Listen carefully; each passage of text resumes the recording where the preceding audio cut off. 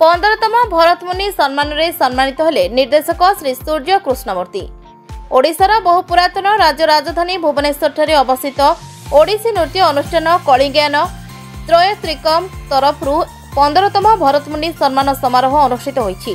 भुवनेश्वर स्थित रवींद्र मंडप ठारे एही कार्यक्रम आयोजित होइतिला। एही कार्यक्रमर 16 एवं 17 तारिख 2 दिन अनुष्ठित होइतिला।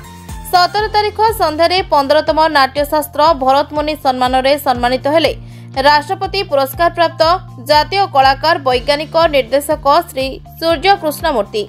उद्यापित संध्या मुख्य अतिथि भाव में जितेंद्रनाथ मिश्र, पूर्वतन राष्ट्रदूत और राष्ट्रपति पुरस्कार प्राप्त इटाली ओडिसी एवं छऊ नृत्यशिल्पी इलियाना सितारिस्ट कार्यक्रम में उपस्थित रही पुरस्कार प्रदान करथिले। उद्यापित संध्यारे अनुष्ठान सीएच अजय प्रथमे कुचिपुड़ी नृत्य परिवेषण करथिले। परे परे श्रीजुक्त सूर्यमणि रमेश चंद्र और डॉक्टर शारदा प्रसन्न दास जुगलबंदी वाद्ययंत्र परिवेषण करथिले। नाट्यशास्त्र भरतमुनि सम्मान भुवनेश्वर स्थित कलिंगायन त्रयस्त्रिकम सांस्कृतिक अनुष्ठान तरफ प्रदान कर सम्मान अटे।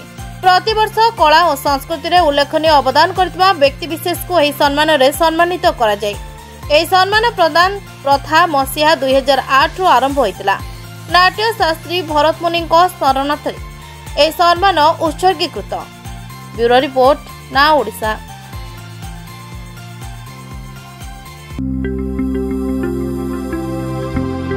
लेटेस्ट न्यूज अपडेट पाई www.naodisha.com को लॉगिन करंतु।